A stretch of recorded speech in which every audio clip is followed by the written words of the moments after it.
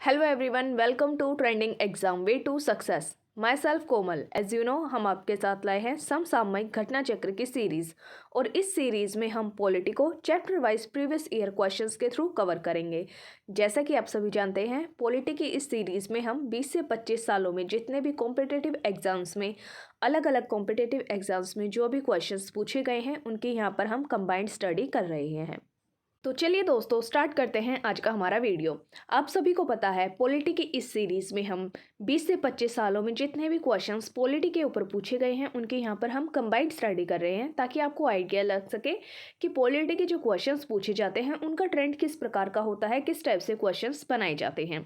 दोस्तों, घटना चक्र की बुक के आपके सभी चैप्टर्स कंप्लीट हो गए हैं और अब हम यहाँ पर करेंगे प्रश्न विविधा, जिसमें आपको कलेक्टिव क्वेश्चंस देखने को मिलेंगे। जो भी चैप्टर्स आपने पीछे पढ़े हैं उनके यहाँ पर कलेक्टिव क्वेश्चंस होंगे। तो चलिए स्टार्ट। क्वेश्चन नंबर फर्स्ट, यहाँ पर आपसे ये पूछा गया है कि संयुक्त राष्ट्र संघ का आरंभ कब हुआ था।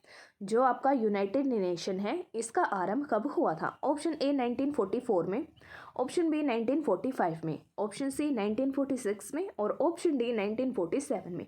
तो दोस्तों, यहाँ पर आपका ऑप्शन बी बिल्कुल करेक्ट है। 1945 में, 1945 में यूएन संयुक्त राष्ट्र संघ का गठन किया गया था। सैन फ्रांसिस्को, जो कि अमेरिका में है, अमेरिका में अप्रैल से जून 1945 तक एक सम्मेलन चला था। इस सम्मेलन में संयुक्त राष्ट्र संघ के चार्टर को अंतिम रूप दे दिया गया था। फिर 26 जून 1945 को 50 राष्ट्रों ने इसके ऊपर साइन किए थे। पोलैंड इस सम्मेलन में उपस्थित नहीं हुआ था। जो पोलैंड राष्ट्र है वह इस सम्मेलन में सम्मिलित नहीं हुआ था। बाद में 51वें सदस्य के रूप में उसने इस पर हस्ताक्षर किए थे। तो जिस टाइम यूनाइटेड नेशन का गठन किया गया था 1945 में, उस समय पोलैंड इस सम्मेलन में उपस्थित नहीं थे, वह इसके सिग्नेटरी नहीं थे। लेकिन फिर जब यूनाइटेड नेशन का 51वां सम्मेलन हुआ था तो उस समय पोलैंड ने इस पर साइन किए थे, फिर पोलैंड इसका सिग्नेटरी बन गया था। यह चार्टर 24 अक्टूबर 1945 से प्रभाव में आया था और इसी के कारण इस दिन संयुक्त राष्ट्र महासंघ दिवस के नाम से बनाया जाता है। जो आपका संयुक्त राष्ट्र महासंघ दिवस है वह 24 अक्टूबर को मनाया जाता है। क्वेश्चन नंबर सेकंड, संयुक्त राष्ट्र महासंघ दिवस कब मनाया जाता है। यहाँ पर आपको बताना है कि यूनाइटेड नेशन का जो दिवस है वह किस दिन मनाया जाता है, किस दिन इसे सेलिब्रेट किया जाता है। ऑप्शन ए 27 अक्टूबर को, ऑप्शन बी 24 अक्टूबर को, ऑप्शन सी 26 अक्टूबर को और ऑप्शन डी 15 अक्टूबर को। तो जो आपका यूनाइटेड नेशन दिवस है वह 24 अक्टूबर को मनाया जाता है। संयुक्त राष्ट्र महासंघ दिवस 24 अक्टूबर को मनाया जाता है। 1945 में यूएन का गठन किया गया था। तो ऑप्शन बी यहाँ पर आपका बिल्कुल करेक्ट है। आगे देखेंगे क्वेश्चन नंबर 3, संयुक्त राष्ट्र सुरक्षा परिषद में स्थायी सदस्यों की संख्या कितनी है। यहाँ पर आपको बताना है कि जो आपका संयुक्त राष्ट्र सुरक्षा परिषद है, डिफेंस जो काउंसिल है, उसके अंदर स्थायी परमानेंट सदस्य कितने हैं। ऑप्शन ए 6 हैं, option B 5, option C 4, option D 3। तो यहाँ पर आपका ऑप्शन बी करेक्ट है। संयुक्त राष्ट्र संघ के अंदर डिफेंस काउंसिल में सुरक्षा परिषद के अंदर जो 5 सदस्य ऐसे हैं जो स्थायी हैं। तो ऑप्शन बी यहाँ पर आपका बिल्कुल करेक्ट है। संयुक्त राष्ट्र सुरक्षा परिषद में कुल 15 सदस्य होते हैं, जिनमें से 5 स्थायी होते हैं और जो 10 सदस्य होते हैं वह अस्थायी होते हैं। संयुक्त राज्य अमेरिका, जो आपके 5 परमानेंट सदस्य हैं उनके नाम है संयुक्त राज्य अमेरिका, यूनाइटेड किंगडम यूके, रूस, फ्रांस और चीन।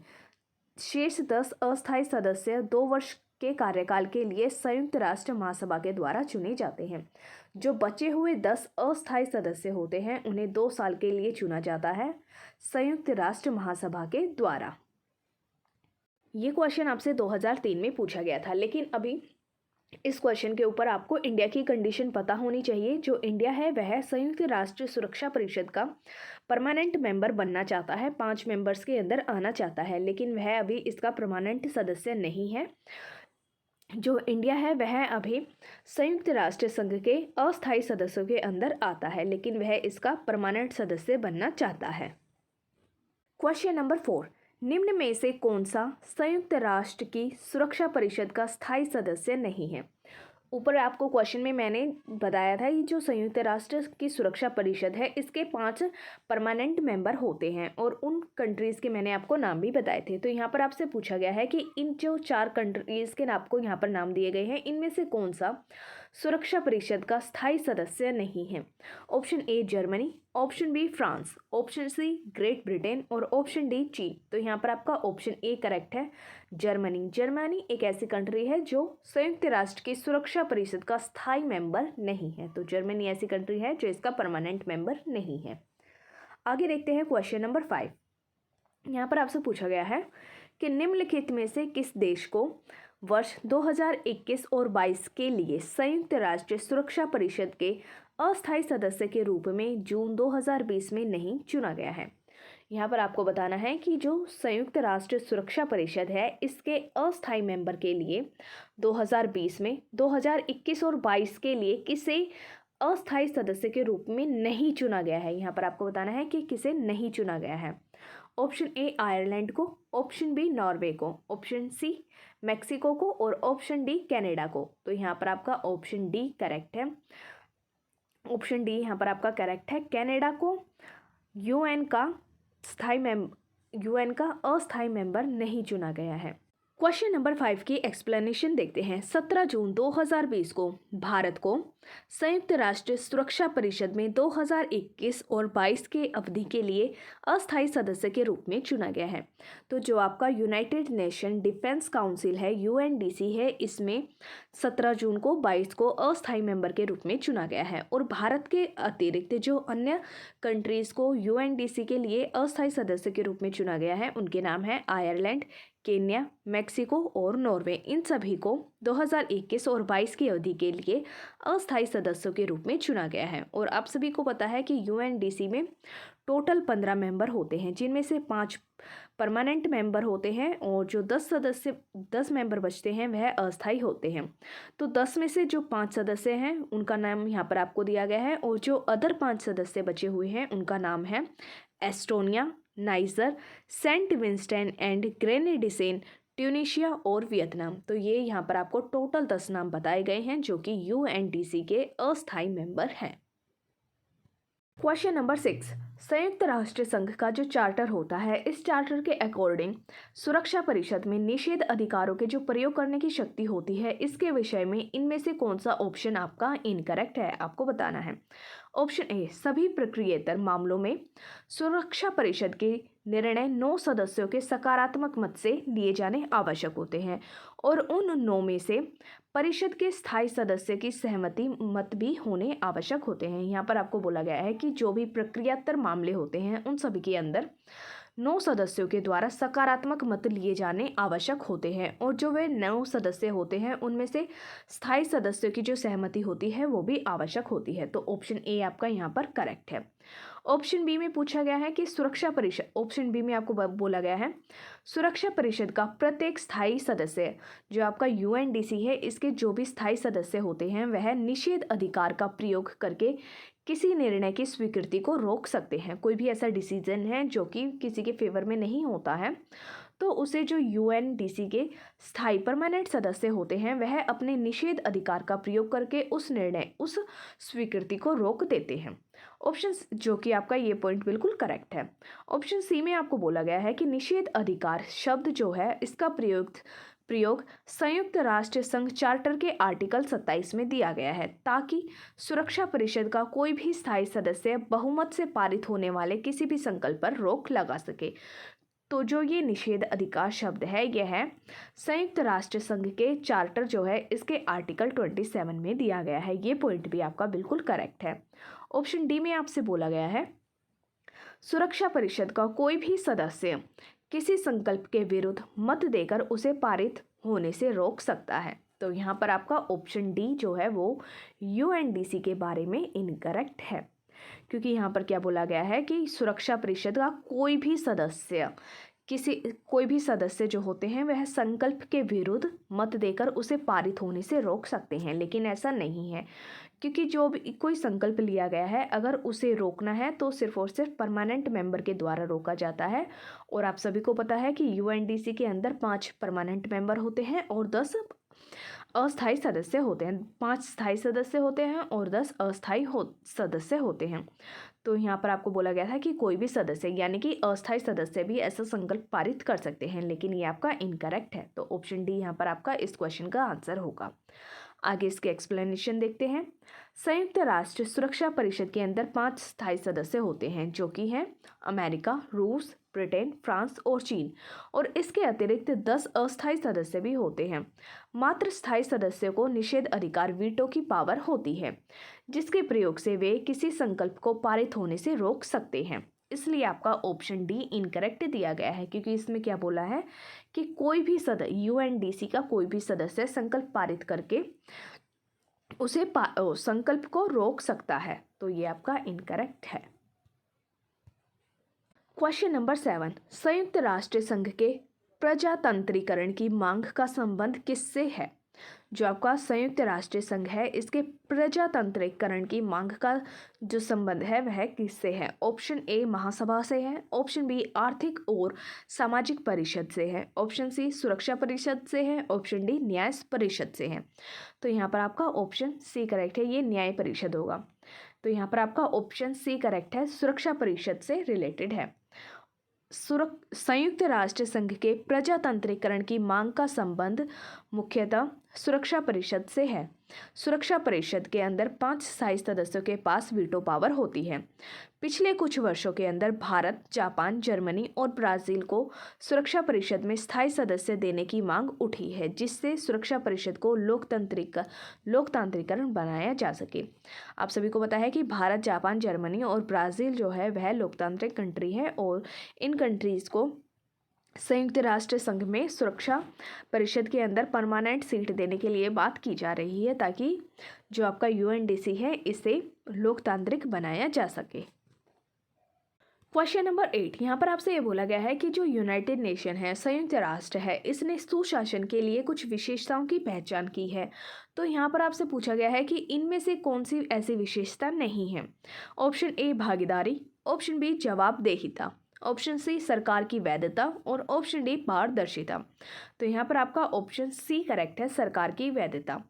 जो सरकार की वैधता है वह इन सुशासन की विशेषताओं के अंदर नहीं आती है, लेकिन जो भागीदारी है, जवाबदेहिता है और पारदर्शिता है, यह संयुक्त राष्ट्र के सुशासन की विशेषताओं के अंतर्गत आती हैं। तो ऑप्शन सी यहाँ पर आपका करेक्ट है, क्योंकि यहाँ पर आपसे नहीं के बारे में पूछा गया था कि इनमें से कौन सी विशेषता संयुक्त राष्ट्र के सुशासन की नहीं है। तो ऑप्शन सी यहाँ पर आपका करेक्ट है, सरकार की वैधता। आगे देखते हैं इसके एक्सप्लेनेशन को। संयुक्त राष्ट्र संघ ने 8 मुख्य विशेषताओं के आधार पर सुशासन को परिभाषित किया है। तो कुछ 8 ऐसी परिभाषाएं हैं जिनके आधार पर संयुक्त राष्ट्र संघ ने सुशासन को डिफाइन किया है, जिनमें शामिल है भागीदारी, पार्टिसिपेशन, विधि का शासन, रूल ऑफ लॉ, पारदर्शिता, ट्रांसपेरेंसी और अनुक्रियता, रिस्पॉन्सिवनेस, आम सहमति, कंसेंस ओरिएंटेड, समानता और समावेशिता, इक्वलिटी और इंक्लूसिवनेस, प्रभावशीलता और दक्षता, इफेक्टिवनेस और एफिशिएंसी, जवाबदेहिता, अकाउंटेबिलिटी, अंतर सरकार की वैधता, संयुक्त राष्ट्र संघ के द्वारा परिभाषित सुशासन की विशेषताओं में नहीं आती है। तो यहाँ पर आपको 8 शब्द दिए गए हैं। ये 8 शब्द संयुक्त राष्ट्र संघ के द्वारा सुशासन की विशेषताओं के अंतर्गत आते हैं, लेकिन जो सरकार की वैधता है वह इन विशेषताओं के अंतर्गत नहीं आती है। क्वेश्चन नंबर 9, संयुक्त राष्ट्र संघ के वर्तमान महासचिव कौन हैं? आपसे यहाँ पर पूछा गया है कि यूनाइटेड नेशन के महासचिव वर्तमान में कौन है? Option A Ban Ki Moon, option B Antonio Guterres, option C Kofi Annan और ऑप्शन डी कुर्ट वोल्डहिम। तो यहाँ पर आपका ऑप्शन बी करेक्ट है, अंतोनियो गुटेरेस जो है वह संयुक्त राष्ट्र संघ के वर्तमान में महासचिव है। वर्तमान में संयुक्त राष्ट्र संघ के महासचिव पुर्तगाल कंट्री के अंतोनियो गुटेरेस हैं।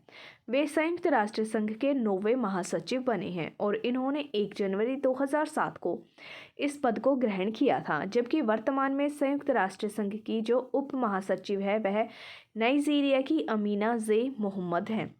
तो जो वर्तमान में संयुक्त राष्ट्र के महासचिव हैं वह एंटोनियो गुतेरेस हैं और जो उप महासचिव हैं वह नाइजीरिया कंट्री से हैं अमीना जे मोहम्मद। क्वेश्चन नंबर 10, निम्नलिखित में से कौन प्रथम अफ्रीकी संयुक्त राष्ट्र संघ के महासचिव रहे हैं? यहाँ पर आपको कुछ नाम दिए गए हैं और आपको इनमें से ये बताना है कि इनमें से कौन पहले अफ्रीकी संयुक्त राष्ट्र संघ के महासचिव बने थे। Option A Ban Ki Moon, option B Javier Perez de Cuellar, option C Boutros Ghali और ऑप्शन डी यू थॉन्ट। तो यहाँ पर आपका ऑप्शन सी करेक्ट है। बुतरस घाली जो हैं वह पहले अफ्रीकी ऐसे व्यक्ति थे जो संयुक्त राष्ट्र संघ के महासचिव बने थे। तो ऑप्शन सी यहाँ पर आपका करेक्ट है। बुतरस घाली संयुक्त राष्ट्र संघ के पहले अफ्रीकी महासचिव बने थे। इन्होंने संयुक्त राष्ट्र संघ में छठे महासचिव के रूप में कार्य किया था। 1 जनवरी 1992 से 31 दिसंबर 1996 तक ये इस पोस्ट पर बने रहे थे। इन्होंने इस टाइम तक यहाँ कार्य किया था। क्वेश्चन नंबर 11, यहाँ पर आपसे कुछ नाम दिए गए हैं और आपसे इस क्वेश्चन में पूछा गया है कि इनमें से कौन से ऐसे महासचिव हैं जिन्होंने संयुक्त राष्ट्र महासचिव के रूप में सबसे ज़्यादा टाइम तक कार्य किया है। किस संयुक्त राष्ट्र महासचिव का कार्यकाल सबसे अधिक रहा है? ऑप्शन ए त्रिग्वे ली का, ऑप्शन बी कुर्ट वोल्डहाइम का, option C Javier Perez de Cuellar का और ऑप्शन डी यू थॉन्ट का। तो यहाँ पर आपका ऑप्शन डी करेक्ट है। यू थॉन्ट का कार्यकाल सबसे ज़्यादा रहा है। संयुक्त राष्ट्र महासचिव के रूप में सबसे ज़्यादा टाइम तक यू थॉन्ट ने कार्य किया है। तो ऑप्शन डी यहाँ पर आपका बिल्कुल करेक्ट है। संयुक्त राष्ट्र महासचिव के रूप में यू थॉन्ट का कार्यकाल सर्वाधिक 1961 से 1971 तक रहा है, 10 सालों तक रहा है। संयुक्त राष्ट्र संघ के महासचिव का जो कार्यकाल है वो यहाँ पर आपको दिया गया है, जिन्हें हम डिटेल में देखेंगे। ग्लेडविन जेब यूके कार्यकारी महासचिव थे जिन्होंने 24 अक्टूबर 1945 से 2 फरवरी 1946 तक कार्य किया था। फिर त्रिग्वे ली जो कि नॉर्वे कंट्री से थे, इन्होंने 2 फरवरी 1946 से 10 नवंबर 1952 तक यूएन में कार्य किया है। सेकंड, डोग हैमरशोल्ड जो कि स्वीडन कंट्री से हैं, इन्होंने 10 अप्रैल 1953 से 18 सितंबर 1961 तक कार्य किया है महासचिव के रूप में यूएन में। यू थॉन्ट जो कि म्यांमार से हैं, इन्होंने 3 नवंबर 1961 से 31 दिसंबर 1971 तक कार्य किया। जो यू थॉन्ट हैं म्यांमार कंट्री से हैं, इन्होंने 3 नवंबर 1961 से 30 नवंबर 1962 तक यानी कि 1 साल तक इन्होंने कार्यकारी महासचिव के रूप में भी कार्य किया है। 4 नंबर पर कुर्ट व्लादिहीम जो कि ऑस्ट्रिया कंट्री से हैं, इन्होंने 1 जनवरी 1972 से 31 दिसंबर 1981 तक कार्य किया। 5 नंबर पर जेवियर पेरेस डी क्यूलार जो कि पेरू कंट्री से हैं, इन्होंने 1 जनवरी 1982 से 31 दिसंबर 1991 तक कार्य किया। बुतरस घाली जो कि मिस्र कंट्री से हैं, इन्होंने 1 जनवरी 1992 से 31 दिसंबर 1996 तक महासचिव के रूप में कार्य किया है। कोफी अन्नान घाना 1 जनवरी 1997 से 31 दिसंबर 2006 तक कार्य किया। बान की मून जो कि दक्षिण कोरिया से हैं, इन्होंने 1 जनवरी 2007 से 31 दिसंबर 2016 तक महासचिव के रूप में कार्य किया है। फिर एंटोनियो गुटेरेस जो कि पुर्तगाल कंट्री से हैं, इन्होंने 1 जनवरी 2017 से वर्तमान तक जो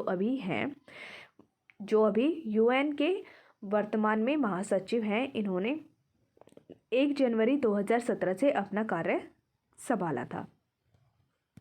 क्वेश्चन नंबर 12, संसार की मुख्य भाषाएं। यहाँ पर आपको 4 लैंग्वेजेस के नाम दिए गए हैं जो कि पूरे वर्ल्ड में सबसे ज़्यादा बोली जाती हैं, यानी कि ये संसार की मुख्य भाषाएं हैं।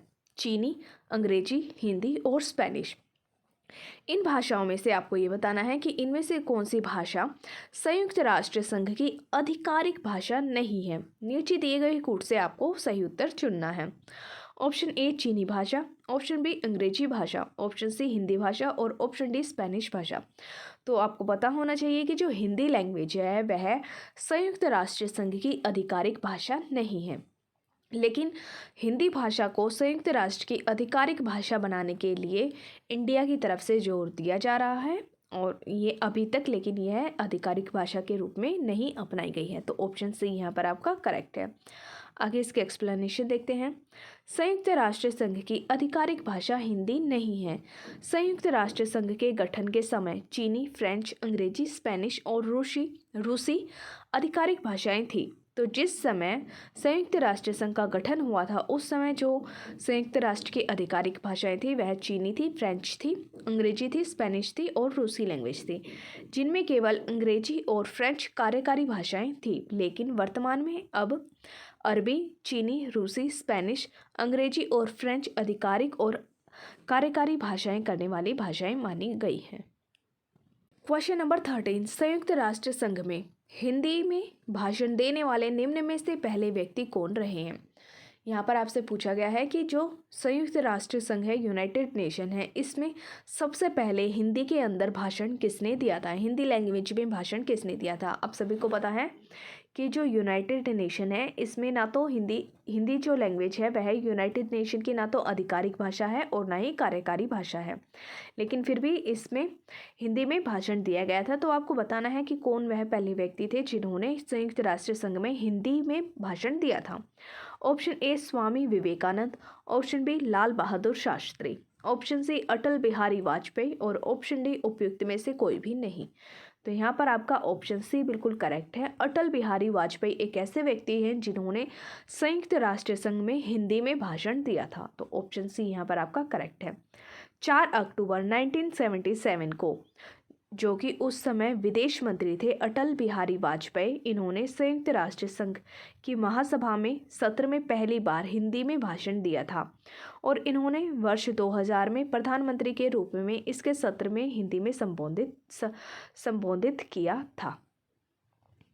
क्वेश्चन नंबर 14, निम्न देशों में से कौन एक देश संयुक्त राष्ट्र संघ का सदस्य नहीं है। यहाँ पर आपको कुछ कंट्रीज़ के नाम दिए गए हैं, आपको बताना है कि इनमें से कौन सी कंट्री यूनाइटेड नेशन का मेंबर नहीं है। Option A Libya, option B Iraq, option C Switzerland और ऑप्शन डी नामीबिया। तो यहाँ पर आपका ऑप्शन सी करेक्ट है।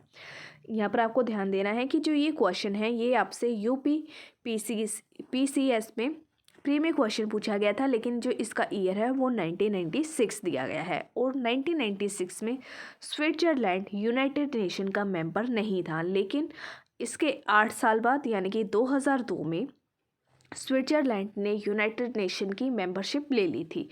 तो अभी आप अगर इस 2021 के अकॉर्डिंग देखेंगे तो आपका इनमें से कोई भी ऑप्शन करेक्ट नहीं होगा, लेकिन अगर आप इस क्वेश्चन को 1996 के अकॉर्डिंग देखेंगे तो यहाँ पर आपका ऑप्शन सी करेक्ट है। स्विट्जरलैंड उस समय संयुक्त राष्ट्र संघ का सदस्य नहीं था।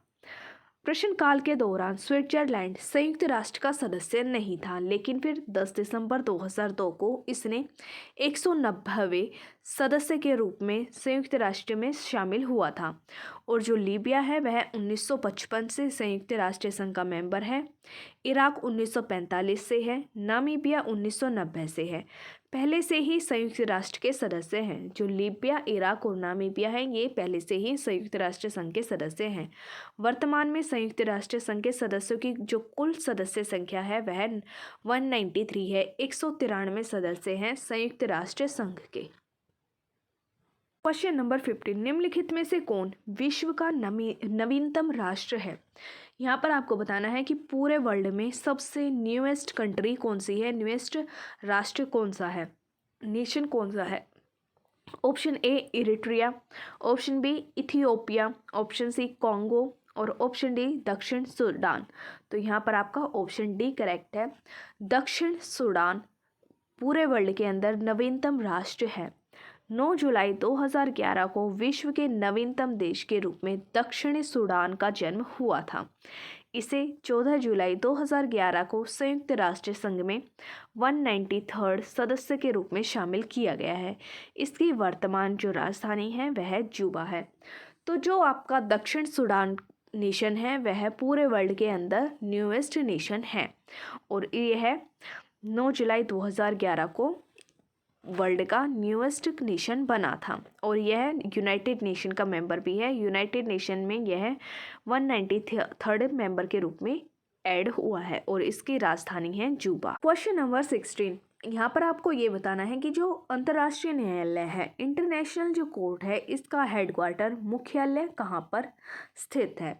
ऑप्शन ए हेग में, ऑप्शन बी न्यूयॉर्क में, ऑप्शन सी जेनेवा में और ऑप्शन डी पेरिस में। तो यहाँ पर आपको पता होना चाहिए कि जो आपका इंटरनेशनल कोर्ट है, अंतर्राष्ट्रीय न्यायालय है, इसका हेडक्वार्टर हेग में है। इसका हेडक्वार्टर कहाँ पर है? हेग में। तो ऑप्शन ए यहाँ पर आपका बिल्कुल करेक्ट है। अंतर्राष्ट्रीय न्यायालय जो कि नीदरलैंड में है, नीदरलैंड के होलैंड के हेग में स्थापित किया गया है और इसकी स्थापना संयुक्त राष्ट्र संघ चार्टर के तहत 1945 में की गई थी। इसने 1946 से अपना कार्य संभाला था। तो जो आपका अंतर्राष्ट्रीय न्यायालय है, इसकी स्थापना 1945 में हुई थी, लेकिन ये फोर्स में आया था 1946 में, 1 साल के बाद। अंतर्राष्ट्रीय न्यायालय संयुक्त राष्ट्र संघ के 6 प्रधान अंगों में से एकमात्र ऐसा अंग है जो कि न्यूयॉर्क के बाहर स्थित है। तो यहाँ पर आपको ये बात ध्यान में रखनी है कि जो संयुक्त राष्ट्र संघ है, इसके 6 प्रधान अंग माने गए हैं, लेकिन इनमें से 5 अंग ऐसे हैं जो कि न्यूयॉर्क में ही स्थित है, लेकिन सिर्फ अंतर्राष्ट्रीय जो न्यायालय है वह न्यूयॉर्क के बाहर स्थापित किया गया है। Question number 17, Shri R.N. पाठक से पहले अंतर्राष्ट्रीय न्यायालय में निर्वाचित इलेक्टेड 2 अन्य भारतीय न्यायमूर्ति कौन रहे हैं? यहाँ पर आपको बताना है कि जो अंतर्राष्ट्रीय न्यायालय है, इसके अंदर श्री R.N. पाठक से पहले इलेक्टेड 2 मेंबर भारतीय न्यायमूर्ति कौन रहे हैं? Option A H.K. कानिया और B.N. Rao, option B J.C. Shah और A.N. रे, ऑप्शन सी B.N. राव और नगेंद्र सिंह, ऑप्शन डी नगेंद्र सिंह और A.N. रे। तो यहाँ पर आपका ऑप्शन सी करेक्ट है।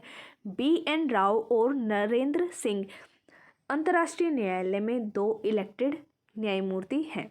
ऑप्शन सी यहाँ पर आपका करेक्ट है। आगे इसके एक्सप्लेनेशन देखते हैं। अंतर्राष्ट्रीय न्यायालय में निर्वाचित हुए भारतीय न्यायमूर्ति हैं B.N. राव जो कि 1952 से 3 तक रहे हैं, नगेंद्र सिंह जो कि 1973 से 88 तक रहे हैं, R.N. पाठक जो 1989 से 1991 तक रहे हैं और दलवीर भंडारी जो कि 2012 से अभी तक न्यायमूर्ति हैं। 20 नवंबर 2017 को संयुक्त महासभा और संयुक्त राष्ट्र सुरक्षा परिषद ने न्यायाधीश दलवीर भंडारी को 9 वर्षीय कार्यकाल जो कि 2018 से 2027 के लिए अंतर्राष्ट्रीय न्यायालय का सदस्य पुनः निर्वाचित किया है। तो जो आपकी संयुक्त महासभा है और संयुक्त राष्ट्र सुरक्षा परिषद है, इसने दलवीर भंडारी को 9 वर्ष के टेन्योर के लिए यानी कि 2018 से 27 के लिए अंतर्राष्ट्रीय न्यायालय के अंदर सदस्य इलेक्ट किया है। क्वेश्चन नंबर 18, विधि का नियम सूचकांक रूल ऑफ लॉ इंडेक्स को निम्नलिखित में से किसके द्वारा जारी किया जाता है? तो यहाँ पर आपको ये बताना है कि जो रूल ऑफ इंडेक्स होता है वह किसके द्वारा पब्लिश किया जाता है, किसके द्वारा जारी किया जाता है? Option A Amnesty International, option B अंतर्राष्ट्रीय न्यायालय, ऑप्शन सी संयुक्त राष्ट्र मानव अधिकार आयुक्त कार्यकाल और ऑप्शन डी विश्व न्याय परियोजना। तो यहाँ पर आपका ऑप्शन डी करेक्ट है। विश्व न्याय परियोजना के द्वारा रूल ऑफ लॉ इंडेक्स विधि का नियम सूचकांक जारी किया जाता है, पब्लिश किया जाता है। तो ऑप्शन डी यहाँ पर आपका करेक्ट है। इसके एक्सप्लेनेशन देखेंगे। विधि का नियम सूचकांक रूल ऑफ लॉ इंडेक्स विश्व न्याय परियोजना वर्ल्ड जस्टिस प्रोजेक्ट के द्वारा पब्लिश किया जाता है। वर्ष 2020 में जारी इस सूचकांक के जो नवीनतम संस्करण हैं, एडिशंस हैं, उनमें विश्व में 128 देशों और अधिकारिता क्षेत्रों के 1,30,000 से अधिक परिवारों और 4,000 से अधिक विशेषज्ञ सर्वेक्षणों के आधार पर कानून पालन के नियमों का मापन किया गया है। 2020 में जारी इस सूचकांक में भारत 69वें स्थान पर आया है। विश्व न्याय परियोजना एक अमेरिकी स्वतंत्र बहुआयामी संगठन है जो विश्व भर के अंदर विधि के नियम को उन्नत करने के लिए मिशन पर कार्य करता है और इसकी स्थापना 2006 में William H Newcom William H Newcom के द्वारा की गई थी। तो जो आपका वर्ल्ड जस्टिस प्रोजेक्ट है यह अमेरिका का एक ऑर्गेनाइजेशन है और ये इसलिए बनाया गया था ताकि विधि के नियम यानी कि रूल ऑफ लॉ को उन्नत किया जा सके और इसकी स्थापना विलियम एच न्यूकॉम के द्वारा की गई थी 2006 में। क्वेश्चन नंबर 19, निम्न में से किसका संबंध संयुक्त राष्ट्र संघ से नहीं है।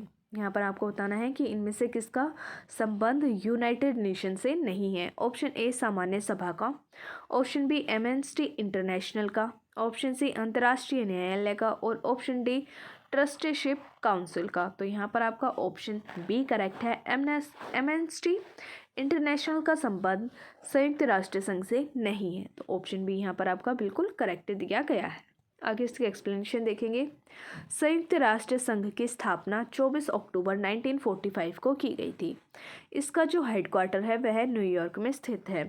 संयुक्त राष्ट्र चार्टर के अनुसार इसके जो अंग हैं वह है महासभा, जनरल असेंबली, सुरक्षा परिषद, सिक्योरिटी काउंसिल, आर्थिक एवं सामाजिक परिषद, इकोनॉमिक एंड सोशल काउंसिल, न्यासी परिषद, ट्रस्टीशिप काउंसिल, अंतर्राष्ट्रीय न्यायालय, इंटरनेशनल कोर्ट ऑफ जस्टिस और सचिवालय सेक्रेटेरिएट।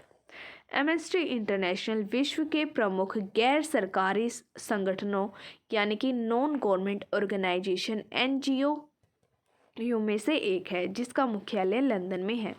तो जो आपका एमनेस्टी इंटरनेशनल है उसका संबंध संयुक्त राष्ट्र संघ से नहीं है। ये एक NGO है और ये इसका हेडक्वार्टर लंदन के अंदर है, लंदन में है। क्वेश्चन नंबर 20, एमनेस्टी इंटरनेशनल क्या है। यहाँ पर आपको बताना है कि जो एमनेस्टी इंटरनेशनल है वह क्या है। ऑप्शन ए गृह युद्धों के शरणार्थियों की मदद के लिए, जो गृह युद्ध होते हैं उनमें शरणार्थियों की मदद के लिए संयुक्त राष्ट्र का एक अभिकरण है। ऑप्शन बी विश्वव्यापी मानव अधिकार आंदोलन है। ऑप्शन सी अति निर्धन लोगों की मदद के लिए एक गैर सरकारी स्वैच्छिक संगठन है। ऑप्शन डी युद्ध के विनष्ट हुए क्षेत्रों में चिकित्सा आकस्मिकताओं को पूरा करने के लिए एक अंतर सरकारी अभिकरण है। तो यहाँ पर आपका ऑप्शन बी करेक्ट है। जो एमनेस्टी इंटरनेशनल है वह विश्वव्यापी मानव अधिकारों के द्वारा किया गया एक आंदोलन है। ऑप्शन बी यहाँ पर आपका करेक्ट है। इसके एक्सप्लेनेशन देखते हैं। एमनेस्टी इंटरनेशनल एक विश्वव्यापी मानव अधिकार आंदोलन करता गैर सरकारी संगठन है, नॉन गवर्नमेंट ऑर्गेनाइजेशन है, NGO है और इसकी स्थापना 1961 में लंदन के एक बैरिस्टर पीटर बेनेंस ने की थी। वर्ष 1961 में पीटर बेनेंस ने विश्व में हो रही अनैतिक गिरफ्तारी के विरोध में दी फॉरगॉटन प्रिजनर्स नामक एक लेख लिखा था। एमनेस्टी इंटरनेशनल उन्हीं के विचारों का एक मूर्त रूप है और इसका मुख्यालय लंदन के अंदर है। तो जो आपका एमनेस्टी इंटरनेशनल है यह विश्वव्यापी मानव अधिकारों के लिए एक नॉन गवर्नमेंट ऑर्गेनाइजेशन है, NGO है और इसकी स्थापना पीटर बेनेंस के द्वारा की गई थी 1961 में और इसका हेडक्वार्टर लंदन के अंदर है। तो चलिए दोस्तों, आज की हमारी इस वीडियो को हम यहीं पर फिनिश करते हैं। इसमें जो भी बचे हुए क्वेश्चंस हैं उन्हें हम नेक्स्ट पार्ट में कवर करने की पूरी कोशिश करेंगे और अगर आपको यहाँ तक कोई भी प्रॉब्लम आई हो तो आप उसे कमेंट सेक्शन में पूछ सकते हैं और अगर आपको वीडियो पसंद आया हो तो प्लीज़ वीडियो को लाइक करें, शेयर करें और चैनल को सब्सक्राइब करें। Thank you.